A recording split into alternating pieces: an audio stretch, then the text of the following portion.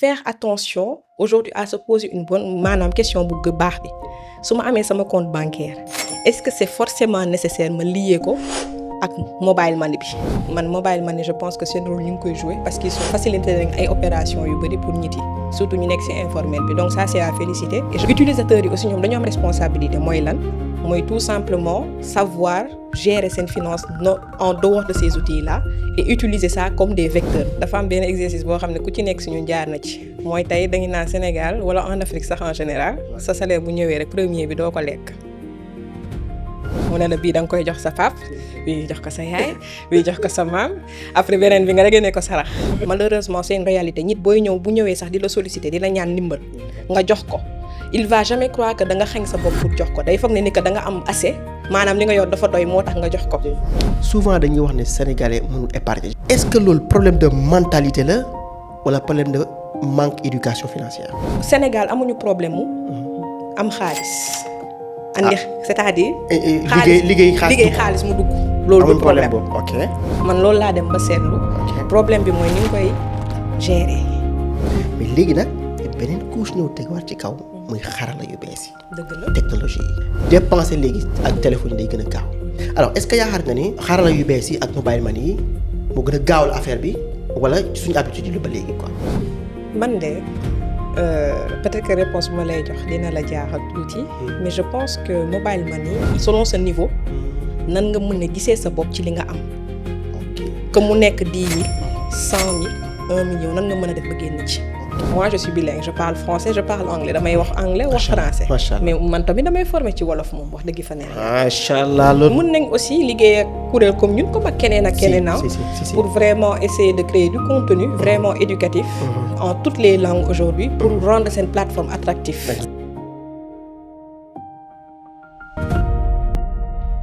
alors jamono yële passé ci ginnaaw defoon nañ ay épisodes yoo xamante ni dañu doon waxtaan ci li nga xamante ni mooy mobile money maanaam gafa yi nga xamante ni dañ ko am ci suñu téléphones yi te di ko mën a jëfandikoo ngir def jënd ak jaay.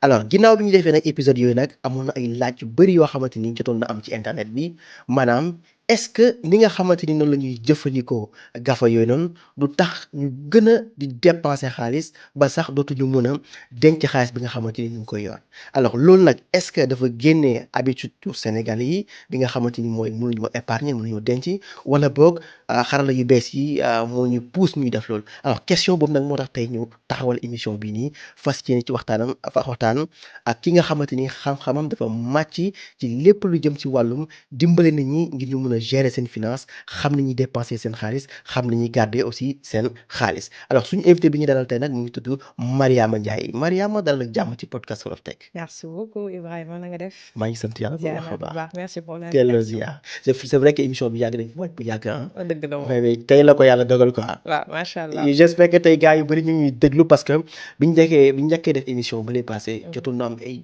wax yu bëri si internet bi surtout TikTok. gars yu bëri daan non man sama compte mobile money dootuma ko lié ak sama téléphone parce que dafay tax muy jaay.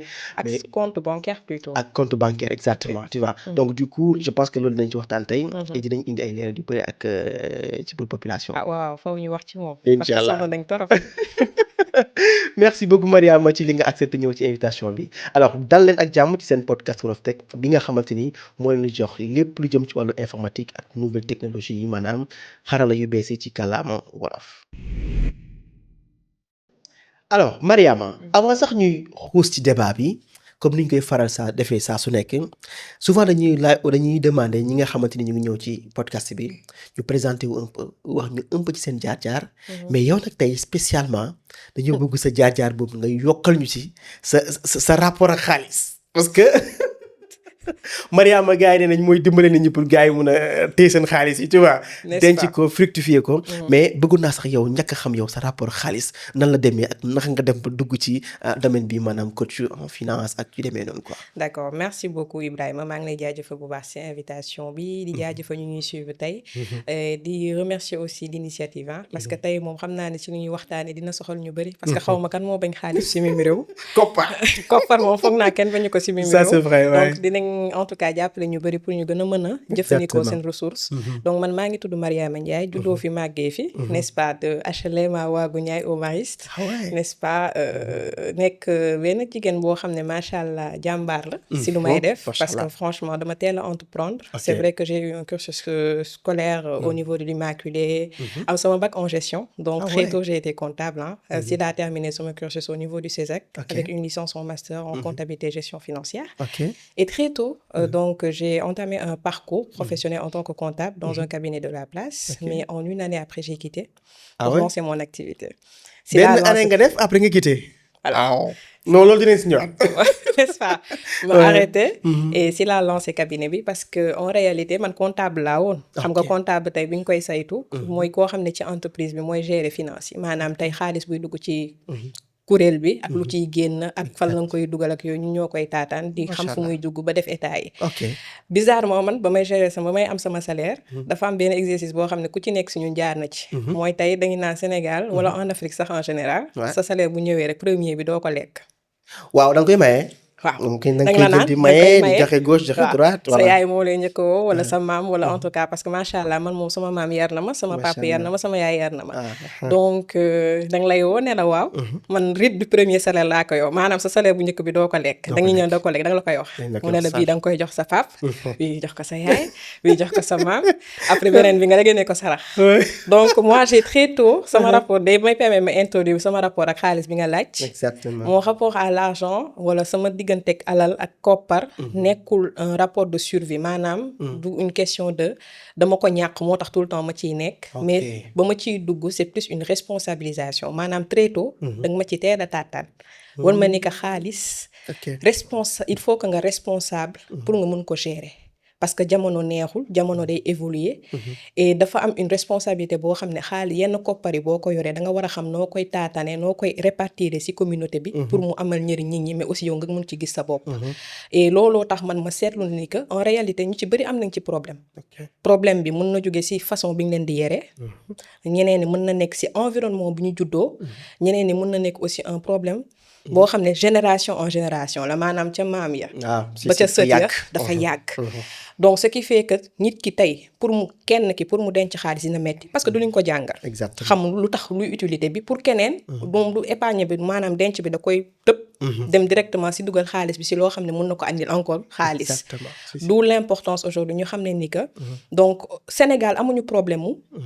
am xaalis andi c'est-à-dire liggéey xaalis mu dugg loolu du problème boobu man loolu laa dem ba seetlu problème bi mooy ni nga koy gérer quotidiennement moo tax tout le temps da ngay gis nit yi ñoom ci économie dàq dépense la ñu nekk dàq dépense maanaam da ngay gis koo xam ne day jug toog moom ambition dans la journée mooy naa am 2000 wala 5000 pour yónnee kër ga si nit yi mën a am seen dépense exactement xam nga kooku tey boo toogee ne ko dencal da lay xoolaat ci ko ba ci suuf nit la ne la yow est-ce que nit nga lan lay denc parce que man lu may lekk laay lijjanti te xalaatul de sax am na technique bu mën a def bu mën a denc quoi voilà parce que si économie boobu la nga koy yeree mooy survie maanaam chaque jour da nga war a jug wuti fegu wërsëg mu ñëw sa kër alors que pour keneen vu que judduwul ci loolu niveau ndóol peut-être boo xam ne day nekk si survie exact keneen ki moom automatisme lay nekk ci moom mu denc balaa muy dépenser parce que jàng na jàngam sori na xam na ni que banque am na banque mën nga fa denc sa xaalis am na sax ay systèmes yoo xam ne automatiquement sa salaire bu ñëwee rek da nga koy dagg pour denc donc moo koy faciliter le process pour mu mën a denc exact donc moo tax man sama liggéey lu tax mu amal ma solo mooy ku ci nekk selon niveau bi nga toll damay jéem a utiliser benn langage boo xam ne maanaam waxee de telle façon nga comprendre selon sa niveau nan nga mën a gisee sa bopp ci li nga am que mu nekk 10 000 100 000 1 million nan nga mën a def ba génn ci non mais je pense que li nga wax ni dafa am solo ba man instant bi question yi ma bëgg poser mu ngi bousculer sama bopp bi sama timeline bi sax maa ngi koy commencer perte fi mu toll nii ba question yi moo yeneen question yu bees ñoo dugg sama bopp bi fi mu toll nii mais en fait loolu daf may permettre ma jàll ci beneen question bi nga xamante ni mooy souvent dañuy wax ne sénégalais mënul épargner je pense que xaw nga ko laal tuuti nii sax quoi tu vois les sénégalais mënul épargner alors est-ce que loolu problème de mentalité la wala problème de manque éducation financière yaa ngi koy wax léegi est-ce que mën nga ñu gën a xuusal ci question boobu noonu. mën na nekk problème mu gis-gis. Comme mën na nekk problème mu éducation financière je vais aller plus loin même bu dee problème éducation financière la. pratique bi mooy poser problème. parce que xam nga ñun par exemple su ma jëlee suñu exemple ñun mi jàng nañ dem nañ école. jàng nañ histoire géo. jàng nañ science mathématiques et cetera. mais est-ce que dans la vie de tous les jours loolu da nga koy pratiquer. non c'est des connaissances théoriques. éducation financière dafa nekk loo xam ne du théorie kese. da nga koy pratiquer léegi nag pratique boobu mooy poser problème pour nit ñi lu tax. parce que ñoom fu ñu jugee. c'est le fruit de benn éducation de base ba ñuy nekk xale ba ñuy màgg te éducation ñëpp xam ne ni que boo ko recevoir. c'est la conséquence d'avoir des habitudes. mooy habitude yi ngay am yenn ni sa éducation lay jóge yenn valeurs yi ngay am sa éducation lay jóge yenn façon de penser sax croyance yi ñuy am éducation lay jóge loolu la ñuy màggaale comportement négatif yooyu di dem ba mënuñu même bu ñu bëggee pratiquer parce que seen xel ak seen jëf moo dul méngoo. mais li ngay wax ni c'est hyper intéressant parce que dama lay jox un exemple terre à terre da ngay gis koo xam ne tey bëgg na denc. n'est-ce pas. mais dafa màgg dans une communauté wala dans une famille boo xam ne. tout le temps ñu ngi ci ay xew. waaw tout le temps ñoom.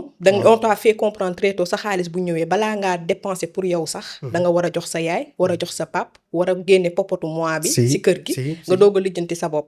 léegi kooku bu dem mentalité boobu ba muy am 20 ans ba 30 ans ba 40 ans ci loolu la nekk fan lay denc.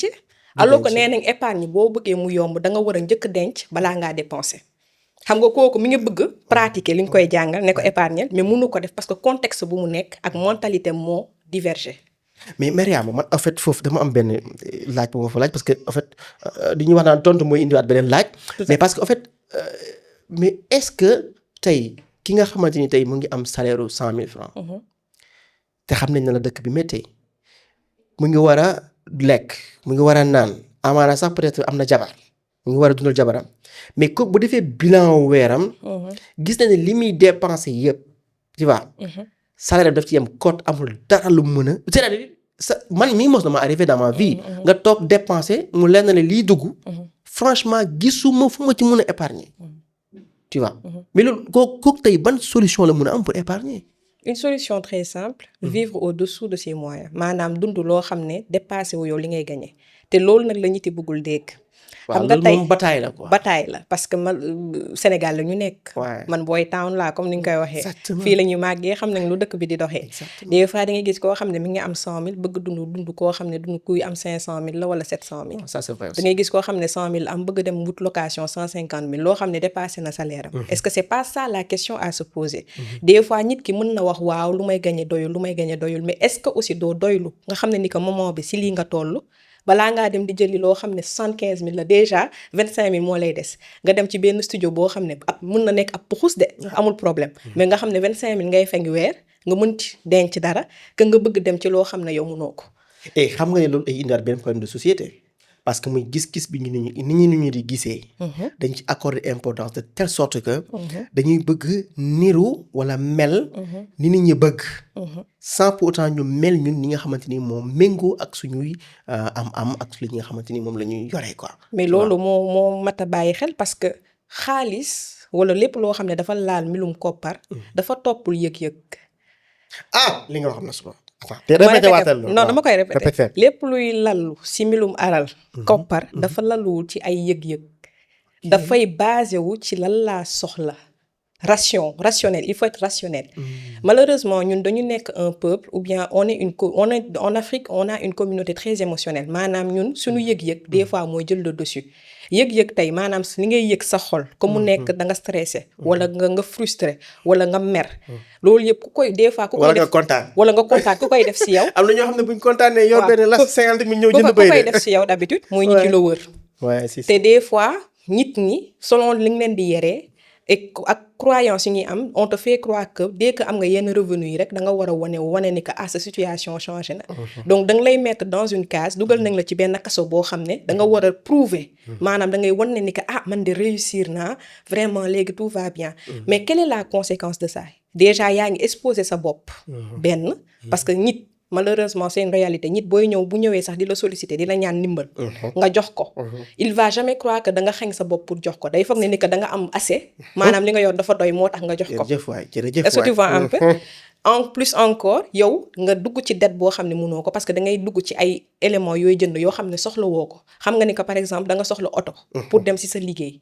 oto waaw nécessité la pour ñenn ñi dëgg la nga war ko jënd. lu tax nga war a jënd oto bu 50 millions lu tax nga war a jënd oto bu 30 millions wala nga jël bor boo xam ne yow sa salaire mënu ko jël. munoo dem ci oto boo xam ne 2 millions la wala 3 millions wala 4 millions nga xam ne mën nga ko fay en une année 2 années nga gérer say dépenses normalement. nga gis na ni que dugg nga sur une succession Maria maa ngi gis sama bopp ci li nga wax de. nga dugg sur une succession de dettes comme ça. parce que da ngay jënd oto boo xam ne yow sa salaire mënu ko téye su paanee nga am problème. balaay fin du mois moo tax nga gis début de mois ñëpp génn seen oto ñëppay génn embouteillage bi am. avant le 15 arrêté. ouais ça c'est vrai tout le monde est garé. ça c'est vrai donc dafa affaire yi tant que nit yi xamuñu ne il faut ñu xam ñoom ñooy kan. exactement il faut que ñu xam que. alal alal c'est pas que da nga am alal moo tax ne nitu valeur nga. wala tu as une valeur dans la communauté dañuy am problème. nit ñu bari tey dañoo lié. maanaam dañoo jël seen bopp. di ko natt ak alal bi ñu am. alors que c'est pas ça quoi. te malheureusement si on remarque c'est la tendance looloo xew. nit ki selon sa poche lu mu am. si lañ lay nattee si lañ lay joxee respect ça loolu moo am ci famille yi des fois moo tax caati des fois yu am alal ñooy mujj nekk taaw alors que taaw am na fi parce que dafa ñàkk dans les couples c'est la même chose bu dee waa ji ñaari la am wala ñett kenn ki moo gën a réussir ça se ressent dans la belle famille ça apporte des tensions et ça gère de génération maanaam chaque génération buy ñëw même chose moom ngeen di transmettre et je pense que day gën a pire sax quoi parce que léegi man gis naa type de génération boo xamante ni non seulement amuñ mais boo ko xoolee ci biir laa wax amuñ mais boo ko xoolee ci kaw ni da ngay foog ne am nañ. c'est-à-dire mooy comme li sama benn grand doon wax dañuy nuru junne te duñ junne quoi tu vois. c'est-à-dire dañuy smart dañ kii. mais boo demee ba au fond ils n'ont rien mais donc kon Mariama mën nañ d'accord ne tey Sénégalais yu bëri du ñëpp nag quoi mais Sénégalais yu bëri am nañ jafe-jafe ngir mun a denc seen xaalis xam niñ koy jaayee ak xam nañuy fructifier peut-être seen xaalis. waaw yombul. du yomb parce que culturellement dañoo am culture boo xam ne culture de partage la maanaam di bokk. ok culture boo xam ne conviviale la ñun tout le temps dañuy même dans le slogan de notre pays. suñu dëkk da nga naan pays de la teranga. dañuy teralaate. ñun loolu suñu aada la bokk te loolu bon. mais il faut juste ñu jëm ko calibrer. te je pense que sénégalais bu ñu demee ba xam ñoom ñooy kan. xam ne suñu culture aussi day taataan nit mu am cër ci boppam. xam lu mu mën. day gën a yomb tey pour mu mën a gérer alalam. exactement alors c'est-à-dire sénégalais yi c'est vrai que am nañ jafe-jafe pour dépense pour mën a retenir seen xaalis. xam nañ koy gérer. mais léegi nag beneen couche ñëw tegaat ci kaw. muy xarala yu bees yi. dëgg la technologie yi. maanaam léegi xaalis bi yoratoo ko sa loxo. muy dem nii mais dañ la ko gën a gaawalal ni muy demee. c'est-à-dire dañ ko jël dugal ko ci biir téléphone yi ba nga xamante ni tey bon man je dis que ne téléphone yi moo nekk léegi suñ meilleur ami. parce que H24 ñu ngi suñ téléphone yi. dépenser léegi ak téléphone yi day gën a gaaw. maanaam utiliser xarala yu bees yi maanaam mobile money pour dépenser xaalis dafa gën a gaaw fi mu toll nii. alors est-ce que yaakaar nga ni xarala yu bees yi ak mobile money yi moo gën a gaawal affaire bi. wala suñu habitude yi ba léegi quoi. man de peut-être que réponse bu ma lay jox dina la jaaxal tuuti.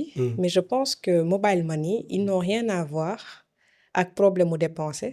ah ouais. déedéet ñoom dañoo ñëw plutôt amplifier loo xam ne dafa nekk ci yow ba pare. waaw. kenn jikko jooju moom ñoo ko moomoon ba pare. c'est-à-dire man je le dis si àdduna lu gën a metti mooy tout le temps. yow la ñuy tooñ yow la ñuy tooñ yow la ñuy tooñ. maanaam mentalité de victime.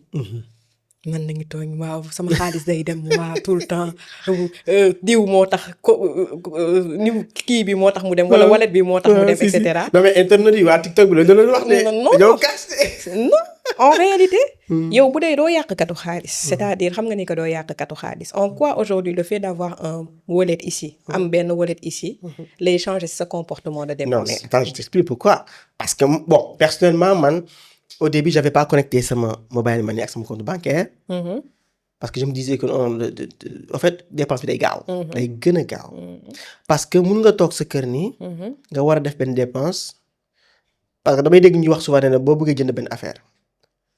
bàyyil une journée wala 2 journées nga xool ndax est-ce que tu as vraiment besoin de ça wala déet quoi. mais su fekkee ne téléphone bi mu ngi nii sa wet doo am temps wax réfléchir. wala WhatsApp baa ngi man WhatsApp bi application baa ngi nii. sa compte bi c'est connecté doo am temps pour réfléchir. alors que fekkee da ngay am temps dem dawal sa oto dem ba ci banque ba retirer xaalis bi loolu mën na la gën a décourager alors que léegi c'est lii à portée de main la dañuy ñëw léegi ne la nangam laa soxla nga ne ko waa xaaral ma réfléchir le temps ngay def noonu gis xaalis bi fi nga ne ko ça taf jaay. rejoint toujours ce que je dis. Ouais. C'est pas un problème de xarala bi wala xarala bi. Ça revient toujours à la personne. exactement ok. Donc, n'est-ce pas. li nga wax am na une part de vérité parce que Si. et oui bu dee nit ki dafa waroon taal otoom dem retirer mën na am ay limites yoo xam ne dina ko imposer boppam. mais qu'importe xarala bi. nit ki bu dee dafa nekkoon koo xam ne. émotion mi te day revenir ci lu ma la waxoon. maanaam yëg-yëg bi. mënu ko contrôler. day amplifier wu c'est-à-dire lépp loo xam ne xarala la. que mu nekk par rapport sa ak xaalis wala mu nekk lekk restauration wala mu nekk oto wala mu nekk leneen mu nekk sa téléphone. comportement boo xam ne xamoon nga ne am nga ko. que mu nekk le fait que yow nit bu ñëwee par exemple solliciter la munoo wax déedéet. que mu nekk aujourd'hui le fait que yow boo meree. wala boo triste da ngay commander lekk tout le temps. nga commander. wala le fait que aujourd'hui nga vraiment tu dépenses sur des choses qui sont inutiles. da koy amplifier. c'est un outil maanaam xarala la. xarala loo xam ne fekk na fi habitude. da koy gën a amplifier da koy amplifier quoi. léegi moo tax ma ne. y a une vérité wala am na loo xam ne dëgg la. mun na nekk mooy faciliter affaire bi. dans le process. mais nit ki au lieu que muy toog ne lii moo ma andil problème. ne poser wu la question de lan moo tax. lii mën a yàq sama financier à ce point. est-ce que du man maa war a xoolaat sama bopp. lan moo tax tey man de lier. sama compte bancaire ak sama wallet. est-ce que c'était forcément nécessaire bu dee xam naa ni que man dama bëri ay imprévu wala mën naa yàq xaalis. est-ce que compte bii nii. waruma ko woon déjee ba ak benn denc xaalis wala benn épargne boo xam ne pour projet la ma bloqué ko du ma ko laal. ma ubbi beneen compte boo xam ne là c'est pour les imprévus maanaam loo xam ne mënul ñàkk des fois day ñëw nga génne ko. donc kon dafa laaj émotionnellement que dëgër. loolu la benn. mooy benn. donc am na ñaar. am na ñaar kay. waaw léegi wax ñu ñaareel bi. ñaareel bi mooy. nga mën a analyser aussi sa environnement. analyser sa environnement. mooy lan. nga saytu li la wër quoi. lu la wër te lu la wër matériellement maanaam si wàllum fi nga dëkk fi nga nekk. mais nit yi la wër. nit yi la wër. yi ñëw tout le temps di la laaj. waaw loolu nag moom problème bu rëy la ko. waaw parce que xam nga boo sëñal bee ma nee naa la man mon rapport à l'argent. responsabilité la lalu. maanaam très tôt on m'a fait comprendre que les gens dañuy xaar dara ci man. xam nga loolu déjà poids la jëlul exemple si taawu kër yi. waaw taawu kër yi. nga xam ne dañuy sacrifier des fois seen vie pour seen rakk. ça c'est vrai. sacrifier seen vie tey. seen vie pour ñëpp daal si famille bi. ku ñëw munoo gan presque am na fa quoi. d'habitude est-ce que xam nga ne taaw yi dañuy calquer maanaam dañuy jël comportement seen wéyju bu góor. oui. pourquoi parce que dañuy gis ne ni que seen wéyju bu góor ca ba muy dund bu dee mi ngi wala muy dund ba tey. kenn du ñëw mu gàntal la ku ñëw ci këram da ngay lekk. boo ñëwee ñaan ko dara da lay jox. dañuy jàpp ne ni que loolu moo normal waxuñu ne dafa bon de déedéet. jàppale sa moroomu jullit wala jàppale sa moroomu entre humain. moo war na mën a nekk. exactement mais est-ce que ça doit être à nos propres dépens. est-ce que en aidant les gens on doit se mépriser ba ñun aussi ñu mettre dans une situation d'instabilité financière. ba duggal ci sa famille yëpp sax yow déjà. c'est ça donc aujourd'hui nit ki émotionnellement maanaam si say yëg-yëg da nga ko war a contrôler du saa yoo meree du saa yoo gisee ne xaalis bi bëri na. du saa yoo gisee ne ni ka situation bi baax na rek. nga war a bàyyi say bëgg-bëgg jël le dessus si loo soxla. nit da ngay anticiper xam ne ni que ëllëg maîtriser woo ko à 100% y a des choses qui peuvent arriver. mais également nga jéem a contrôler ñu la wër. mën nga jàppale sa famille. mën nga jàppale say am di jàmm mën nga jàppale say collaborateurs. mais avec des limites maanaam nga teg sa bopp ay limites. nit yi aussi nga teg leen ay limites. parce que bu dee yow da nga am ab tuuti salaire bu 100 000 200 000 nga bëgg régler les problèmes de tout le monde. du sotti. donc ça demande de l'égoïsme mais moi j'appelle ça de l'égoïsme positif. parce que c'est une préservation de soi. mais c'est très difficile nag quand même ci société bi parce que après. comme ñun suñ culture ak suñ société bi nuñ ko tëggee c'est-à-dire dafa am benn part boo xamante ni da ngay. c'est ça qu'on appelle c'est ça que nit yi nasaraan yi moom la ñu naan black tax. black tax. maanaam la taxe noire. tu sais parce que maa ngi wax sànq éducation mën na la façon bi ngay gérer xaalis et cetera et cetera. mais des fois day dem plus loin mën na toucher même les croyances religieuses. les Exactement. croyances en fait par zone géographique Exactement si. n'est-ce pas booy dem Europe ñoom seen vision de xaalis bokkul ak ñoo nekkee Amérique ak boo nekkee Afrique et en Afrique la particularité mooy ñun du ñu xalaat suñu bopp tout le temps ñu ngi xalaat ñeneen tout le temps ñu ngi xalaat ñeneen ñi et man je me dis que ne day souvent booy xalaat ñeneen ñi ba mu ëpp c'est-à-dire yow xalaatatoo sa bopp te boo continuer ci lancer bopp dootoo exister dëgg la ça c'est sûr tu vois te boo exister tul ñoom aussi dootuñ am ci kuñ dépendre. mais dafa mel ne kaasu ndox bi il rek faut nga doser affaire bi quoi. cette tasse elle est à moitié pleine ah bu eggee ba fii c'est ça Mariama ok je dois tout faire comme mu fees ok léegi bu ëppee luy ëpp loolu pour nit ñi la mais ñun c'est le contraire on est ici à moitié di tànk di joxewaat. di tànk di joxewaat maintenant après ñu vide ça c'est un exemple bu baax yi noonu. maa ngi daal tuuti sax man. mais c'est vrai mais léegi alors s'il y a tey ay conseils yoo mën a jox tey ki nga xamante ni mu ngi utiliser mobile money bi. mais nekk ci problème boobu noonu. c'est-à-dire tey moom mu ngi ci biir problème bi. comme par exemple jëlal na exemple man quoi man maa ngi ci biir problème bi. man sama téléphone bi mooy sama ennemi fi mu toll nii. des fois damay jékki-jékki sax bëgg ko fay. tu vois pour noppalu. parce que da ngay toog ñu demande wax la benn problème léegi.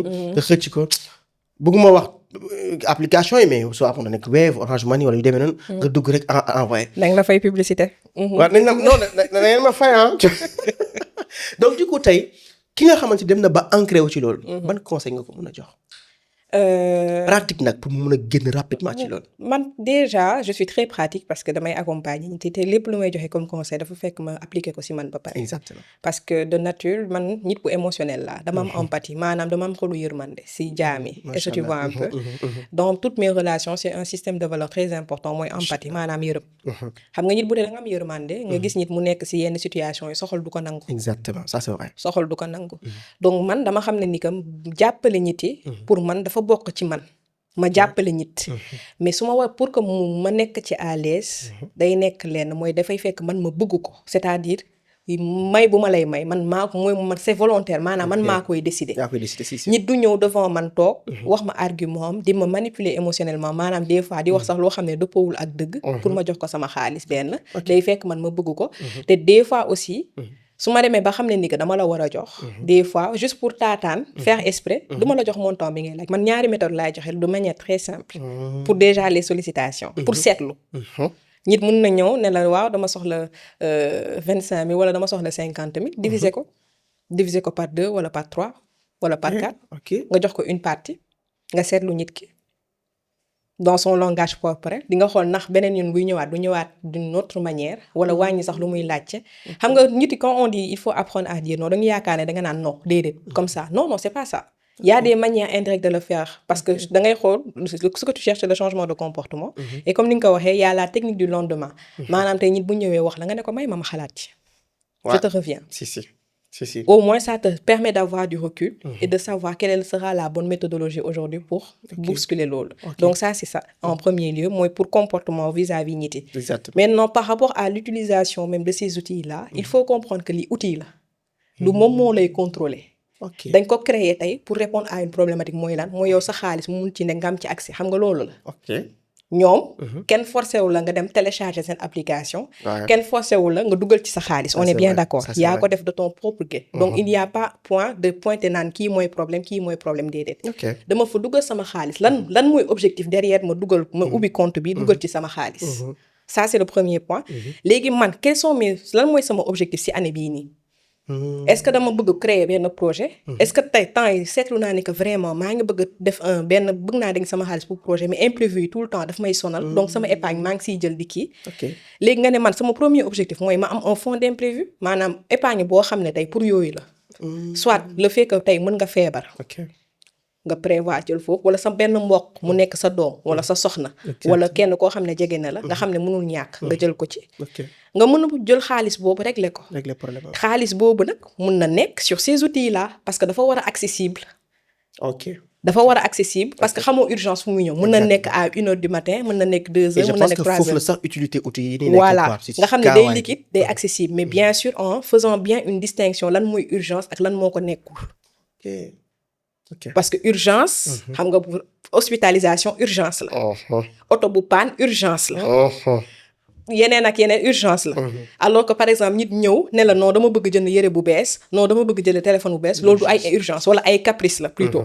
Ça c'est vrai. Donc il faut bien faire cette distinction. léegi nag ces outils là pour certains ils offrent maintenant l'opportunité de capitaliser ou bien de bloquer de l'argent. léegi nag pour ça yow nga utiliser ko à bon escient. nga ne léegi man chaque mois lu mu tuuti tuuti damay jël 5000. dugal ko fii. tëj ko chaque mois 5000 tëj. 5000 tëj bu fi tudd kenn 5000 tëj. ñoom da ngay bloqué ba pare ñëw di xool affaire bi naan ndax mu ngi fa am ba léegi. c'est ça c'était waaw donc nga xam ne ni que lii la. léegi nag nga forcer sa bopp. sa téléphone boo ko mënee nga dindi notification yi. dindi notification yi. parce que cerveau nit dafa am doole. yuuru nit bopp nit brain bi dafa am doole. boo seetloo am na ñu bëri bi ñuy yeewu rek ni ngi jël seen téléphone ubbi.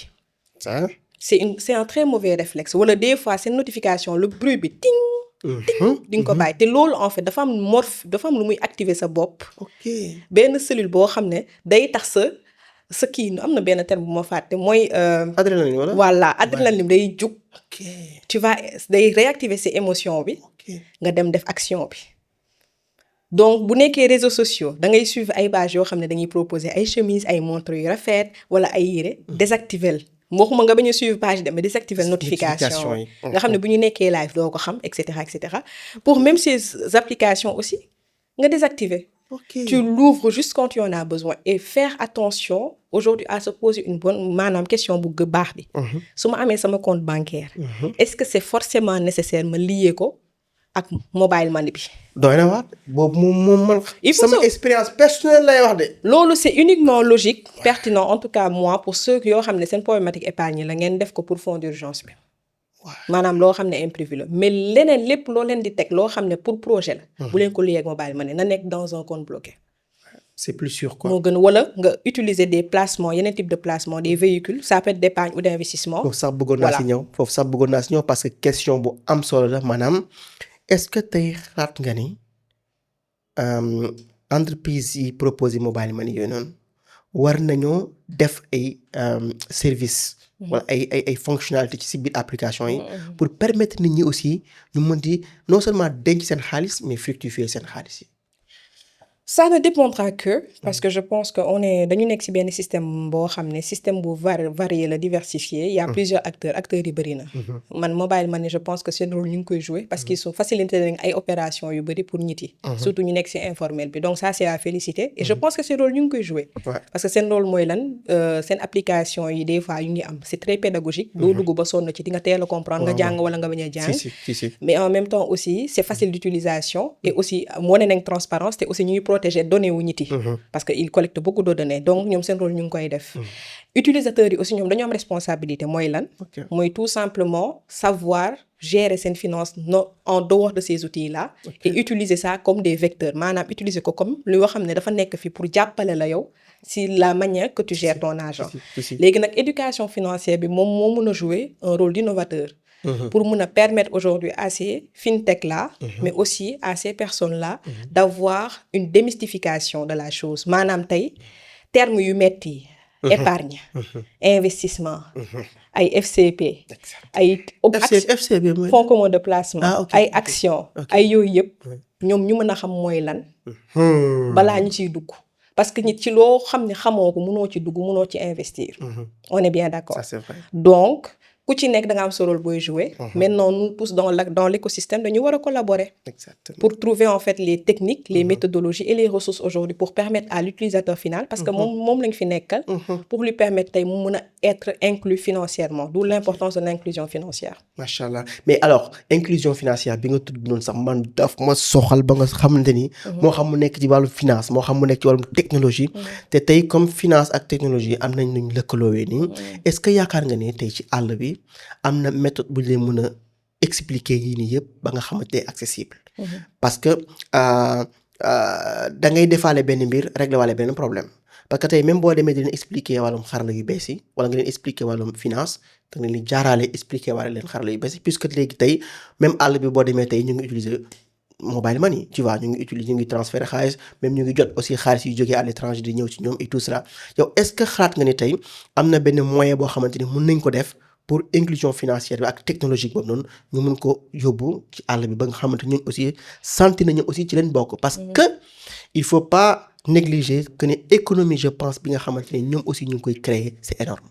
mais Sénégal économie informelle bi dafa am doole. exactement. dafa am doole loolu man mën naa ci wax parce que damay liggéey ak ay kuréel yoo xam ne ci finance la ñu nekk.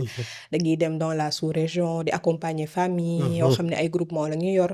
wala ñu ay entrepreneurs sax yoo xam ne informel la ñu nekk. à Diourbel à Touba et cetera Tivaouane. donc man mën naa ci wax. et aujourd'hui absolument je pense que lu ñu mën a organiser woo. mooy déjà dindi barrières yi. ok. barrière ban. mooy barrière déjà de la langue. waaw.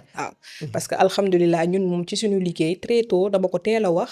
sama équipe sax que waaw moi je suis bilingue je parle français je parle anglais damay wax anglais wax français. mais man tamit damay former ci wolof moom wax dëgg fa neex. macha allah loolu moom c'est mooy li ñu naan d'extraordinaire. l'approche vernaculaire maanaam tey les langues locales. donc je suis en train de mobiliser une équipe d'interprètes traducteurs yoo xam ne mën nañ ko adapter aux langues carrément locales et ce tu vois un peu. mais aussi en plus de cette approche par langue. on peut dire disons la connectivité. waaw parce que des fois ressources yu ñuy soxla. war nañ ko mën a digitaliser proposer leen ay outils yoo xam ne ñoom mën nañ ci am accès sans que mu nekk ay papier. ok. et ce tu comprends pas digitalisation plateforme yi. voilà c'est ça c'est-à-dire aujourd'hui par le biais de ces outils là yi ngay citer des fois. que ñoom ñu proposer du contenu pédagogique. ouais. avec en langue locale. waaw mais waxuma loolu sax mais wax dagguma la sax mais Mariama yow war nañ la xaar ci benn podcast boo xam ne da ngay def ci lu demee noonu sax. mais qui t'a dit que ñëw du ñëw. waaw man maa ngi koy xaar wala maa ngi spoilé. non affaire dinañ ci wax ci suuf. donc je pense qu'aujourd'hui par rapport à ces applications mooy. ñoom miy teg. mën nañ aussi liggéey ak kuréel comme ñun comme ak keneen ak keneen pour vraiment essayer de créer du contenu vraiment éducatif.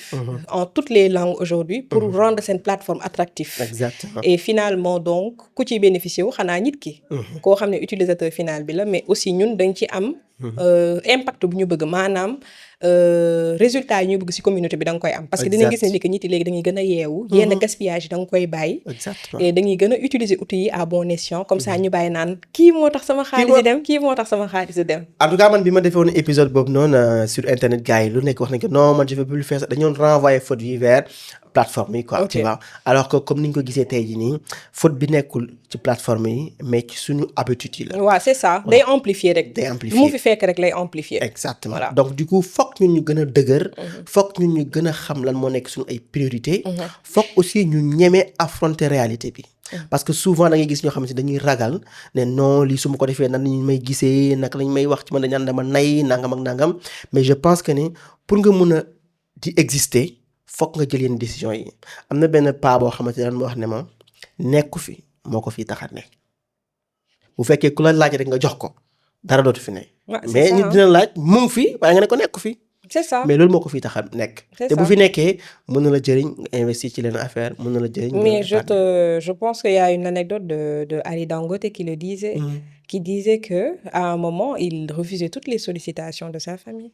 parce que ça ne mënu woon nekk c'est pas possible mais aujourd'hui kan mooy ñëw dans sa famille ñaan ko du ko jox. je te jure. c'est-à-dire même s'il te donne mais il ne manque pas de ça. exactement. il va même pas le ressentir en réalité. créer na base bi ba pare voilà quoi. donc ça demande un moment C'est de sacrifice et des fois dina metti di nga dégg lu nekk mais c'est un moment boo xam ne nit ki da ngay discipliner sa bopp xam ne ni que fii laa mën a yem mais c'est une manière indirecte d'ailleurs ñu nekk sa ñu la wër xam ne ni que nag du saa yu neexee wala à chaque fois moi je suis là pour que tu viennes puiser mes sous parce que mine de rien nit ki day liggéey pour am alalam tamit du ko sànni ci palanteer bi. mais dernière question bi ma lay poser bokkutoon sax ci question yi mais en fait j'ai pensé à ça mooy yow en tant que coach tey naka ngay jëfandikoo xarala yu bees yi ci li ngay def liggéey. de manière très fluide man moom de nature xam naa ñu bëri dinañ ko wax elle est rigide. donc et disciplinée. non gis naa ko ci échange yi. trop gis naa ko ci échange yi. voilà trop. waaw oui si si. je pense mais c'est bien quand même. voilà donc j'ai un rapport à l'argent très décomplexé. voilà c'est pas une chose qui va me stresser j'ai pas honte d'en parler j'ai pas honte de dire que j'aime l'argent. donc j'assume. pleinement ce rôle parce que pour man noonu nga mën a attirer abondance sa àdduna noonu nga mën a am barke si li nga bëgg a def on est bien clair donc man sama entreprise vraiment vu que comptable là ñu ngi koy gérer de manière vraiment utile et j'utilise purement les placements les services bancaires par rapport à ça donc j'ai pas préféré par rapport à cette activité là dugg ci mobile money bi c'est volontaire parce que c'est plus structuré là-bas c'est plus rigide donc on utilise plus des API de paiement vraiment centralisés quoi avec les différents outils je vois. pour faciliter la digitalisation de nos données financières. Je vois. Mais dans la vie personnelle vraiment man lu ma wax loolu laay appliquer. lépp loo xam ne urgence la si foofu lay nekk. N'est-ce pas? Mais lépp loo xam ne c'est pour mes projets c'est dans mes comptes bloqués. Et en général j'épargne peu j'investis plus. man moom sama xaalis automatiquement ci investissement lay dem parce que j'ai compris que le temps c'est le meilleur allié. Donc je fais mes placements pour que très tôt ma mën a nekk ci jàmm. ok mais am nga soo am benn souvenir bu bizarre ak mobile money personnellement. Bizarre non. Arnaque, non pas arnaque plutôt peut-être yàlla moom daf ma bëgg parce que je pense que ça m'est arrivé 3 à 4 fois je reçois de gros montants sur mon mobile money. Une fois c'était 100 000 une autre fois c'était 500 000 une deuxième fois c'était quoi de gros montants mais à chaque fois je renvoie voilà je renvoie te loo xamante ni moom moo ko woon moom moo ko déedéet c'est-à-dire je reçois des transactions yoo xam ne je sais que ça m'est pas destiné du ma xaar nit ki woo ma du ñu weccoo numéro yow donc carrément je remets et ça permet aussi toujours de dire à ces plateformes-là de plus travailler sur l'annulation des fois de certains transferts par erreur quoi parce que c'est des choses qui arrivent et des fois c'est pas tout lu ñu nu ma mën peut-être la ñëpp mën am na ñoo xam ne moom moment booy def non bu ñëwee dañ lay woon ne nag sëñ bi fàtteel lool jàllale sax ñu damm seen bis bi sànni c'est ça bah oui donc vraiment je pense que c'est ça mais dans l'ensemble je l'utilise juste quand ça m'est bénéfique si ça m'est pas bénéfique xaalis du fa nekk j'évite vraiment d'y mettre du cash quoi machallah en tout cas man li ma mën a tënk ci épisode bi mooy daal discipline il faut que nga am te loolu nit ki moo koy amal boppam voilà c'est indépendant ak mobile money c'est plateforme yi ak whatever tu vois il faut être discipliné il faut que nga am fit il faut que nga organiser sa life quoi tu vois man je me souviens bi ma gënee nekk xale bi ma nekk étudiant gi demee noonu dama daan jékki-jékki dama jëloon benn guitare à chaque fois chaque fin du mois damay jël guitare bi dem ci géej gi maa ngi dëkkoon côté Yoff tu vois dem ba ci géej gi toog foofu noonu di guitare di réfléchir ci mois bi qu'est-ce que j'ai fait de positif qu'est-ce que j'ai fait de négatif lan laa waroon a def te defuma ko tu vois ak lan laa exceller mu war ko yokk et maintenant j'ai l'impression que tey le monde va très vite de telle sorte que nit ñi amatuñ temps posé wu da ngay xëy suba teel yeneen tàngal ma ndekki bi defal ma lii boo duggee ci car rapide bi yaa ngi waxtaan amaana sax yaa ngi xuloo delloo ma sama juróom boo yeggee bureau avant ngay commencer liggéey jaar nga laamisoo ku nekk ñëw toog te téléphone bi nekk di wax tu vois boo wàccee même chose guddi boo ñëwee sa kër yaa ngi si téléphone bi TikTok WhatsApp tu vois wax téléphone ba nelaw alors quand est-ce que la ñuy am temps pour mun a toog waxtaan ak suñu bopp évaluer suñu bopp pour mun a avancer dans la vie mais même pour rebondir par rapport à ça ma baaxee ko ñu ñuy suivre man tout le temps dafa am benn kàddu boo xam ne Serigne Mansour borom daara ji radi yàlla na ko yàlla yeesal yërmandem ci moom muñ ko daan wax nee nañ jullit nit ku nekk man mun nañ wax jullit la doon waxal mais moi je peux généraliser ça ni nit ku nekk war nga góorgóorlu bés bu jeexee nga toog nga évaluer sa journée xool tey nan laa def lu baax def lu bon man tout le temps dama koy wax gis nga àdduna man dama jàpp ne xaalis ci boppam moo warul modifier nit gis nga xaalis du changer nit day won yow sa nature te alalu àdduna xamal ne ñoo koy liggéey di ko wut di ci sonn ni fii la nga koy bàyyi exactement donc nit ku nekk war nga góorgóorlu ba nga xam lan mooy sa les motifs lan moo la andi fii ci àdduna est-ce que tu vois un peu certes di nga liggéey certes vraiment di nga ñafe pour lépp loo xam ne nit ku normal war na ko mën a am muy kër bu rafet oto bu rafet njaboot bu barkeel nga am ko mais il faut s'assurer que nit nga xam yow yaay kan xam li ngay bëgg xam li ngay bañ nga natt ko ci sa bopp mais aussi nga natt ko ci xaalis bi ngay am parce que ça va déterminer aussi la source de ton argent bu dee yow barke ngay wut ci li ngay def nga bàyyi xel loolu bu baax nga aligné wu ak sa système de valeur nga mën a xool sur la continuité ak nan nga mën a am impact parce que nit ku ci nekk muy yow di man di kii duñu filmer di keneen ak keneen dafa am ñoo xam ne dañu jël comme exemple ñun ku ci nekk si ñun am na koo xam ne si ñun lay xool. exactement. am na koo xam ne ñu ngi koy inspiré. donc dañu war a bàyyi xel. que ñun en fait dafa am ñoo xam ne ñu ñuy bàyyi xel donc loo tax ñun action yëpp lépp loo xam ne mën nañ ko teg tey. dañ ci war a bàyyi xel suñu borom mais en même temps xam ne ni que. àdduna bi dafa jeex ba pare sànq rek wax nga ko. le temps passe très vite. donc la vraie richesse en réalité c'est le temps. ça c'est vrai. et pour moi en tout cas c'est la famille. macha allah. donc man xaalis fu mu ma fekk foofu la may bàyyi. et c'est pas que j'en manque. Okay. donc c'est pas ça qui me définit. moi sama ambition de vie c'est d'être épanoui. spirituellement. émotionnellement. financièrement mentalement. te boo seetloo si tu manques d'argent. day laal yeneen aspect sa vie yëpp. oui. donc aimer l'argent en réalité jaamu yàlla la parce que da lay protéger si lu bëri. parce que di nga góorgóorlu ba wut. loo xam ne lew na la loo xam ne yow dina la protéger si yenn situation yi. nga protéger sa njaboot mais aussi. yow li nga bëgg si sa àdduna nga am ko incha allah. macha allah non je pense que loolu amul dara luñ ci mën a teg. juste pour te dire que ne am na sama benn sëriñ. moo nekk na le Baram Diop. tu vois dafay wax souvent mu ne. dafay nettali benn histoire mu ne benn waaye dafa doon jàng ba wàcc mu wax sëriñam ne ko léegi damaa bëgg dem uti xaalis. bi mu demee ci yoon bi mu dem ba ci benn garab toog di noppalu. mu gis benn picc bu nekk ci kaw garab gi mais picc bi dafa gumba. mu ne mais picc bii de man xaw ma fan lay jëlee lu mu lekk kii di tumuraanke na ni muy waxee noonu rek beneen picc buy gis ñëw indil ko lekk jox ko picc bu gumba bi quoi naawaat dem. mu toog ne waaw sëgam yàlla moom moo fàccewul picc bii nii. donc man mi yàlla waruma fàtte man tamit quoi bàyyi ma ñibbi dem toog quoi. mu demaat ci sëriñ bi ne ko man daal tey yàlla daf ma wan boppam parce que nettali ko histoire bi mu ne ko ah bon mu ne ko yow loolu moo tax nga ñibbi si mu ne ko ah waaw wax nga dëgg de. mu ne ko mais jàppal ne yow da nga jël solution bi gën a facile da ngaa choisir nekk picc bu gumba bi moo tax nga ñëwaat toog. dëgg la pourquoi choisir oo nekk picc bi ngay xam ne muy gis dem liggéeyi pour dimbale yeneen jaamu yàlla yi. te lu yàlla wax sax si kuy joxe ak kuy recevoir loxo buy joxe moo gën loxo buy recevoir tu vois et là je pense que c'est hyper important. alors foofu la ñuy tënkee suñu épisode bi nga xamante tey ci lañ dalaloon Mariama Ndiaye.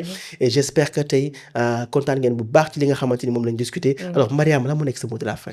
bah déjà di la jaajëfal ci invitation bi di njort ne ni que lépp lu ñu fi wax macha allah frustré wul kenn. dañuy on est juste dans une posture de jàngale. jàppale nit ñi pour seen problème ñu mun ci génn. exact et aussi di ñaaxaat encore acteur du système bi que ce soit le mobile money que ce soit les banques en tout cas institutions financières yi ñu gën a bàyyi xel consommateurs yi.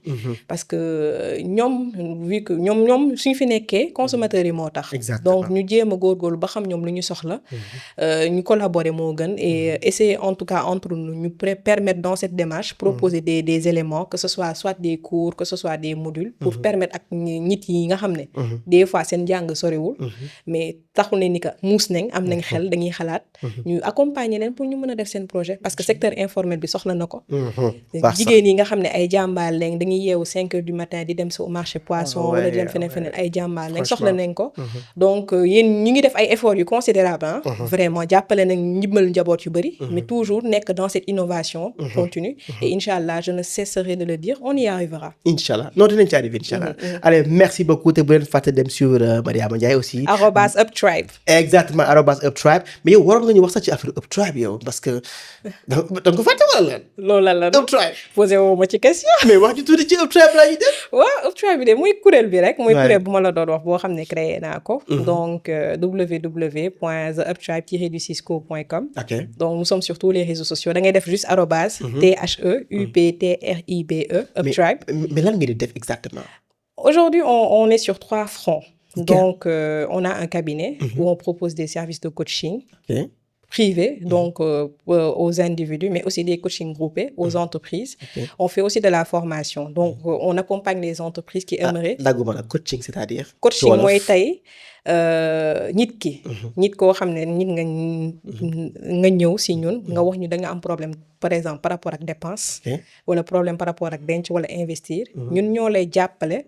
jox la outils yi jox la méthodologie boo xam ne tey problème boobu nga am boo génneeg ñun di nga xam noo koy gérer ba yow nga mën a gis sa bopp sa alal. macha allah n'est-ce pas dañuy def formation donc kuréel yu fi nekk yëpp tey ñëpp xam nañ ko salarié yi dañuy stressé financièrement. donc seen salaire du ñu xam ni ñu koy gérer donc ñu ngi leen di jàppale pour stress financier si seen kuréelu liggéeyukaay bi mu wàññi wàññeeku par des formations et beneen partie bi mooy vulgarisation maanaam tey dañuy liggéey ak institution financière yi que mu nekk assurance que mu nekk banque que mu nekk aujourd'hui SGI SGO yi fintech yi aussi da nga leen di jàppale ci éducation financière numérique parce que l'un des premiers piliers inclusion financière éducation financière numérique la donc da nga leen di jàppale par le développement de cours de modules en ligne de vidéos de vulgarisation pour gën a booster ñoom seen visibilité mais en même temps balaa dañuy jaarale ci éducation pour permettre ñoom consommateurs yi ñu bëgg ñu ñëw seen application ñu ñëw ci donc mu am impact bu ñu bëgg macha allah alors je vous dis moo xam nga nekk entreprise moo xam nga nekk kuréel organisation ak lu mu ci doon am nga ay employés te employés yooyu yaa ngi leen ni verser salaire te employé bi ngay verser salaire bu gisul boppam ci salaire bi wala bu ko utiliser wul bu baax stress lay dundee. dëgg la te bu amee stress du mën a liggéey. donc solution bi mu ngi Uptribe. c'est ça. woo leen waa Uptribe ñu ñëw former leen. dañ leen bàyyi numéro bi. waaw numéro bi dañ ko def ci suuf comme ça ngeen woo leen comme ça ñoom ils vont vous aider. ci li nga xamante ni mooy dimbale seen employé yi bañ mun a épanouir bu baax a baax. ci li nga xamante ni moom ngeen leen di jox chaque weer. su boobaa duñ leen sonal pour nga yokkal leen dégg nga. c'est ça. Allez, merci beaucoup Mariam. Merci beaucoup. Allez, en tout cas, ça fait un réel plaisir. À très vite, je l'espère. Allez, à très bientôt. Bye bye.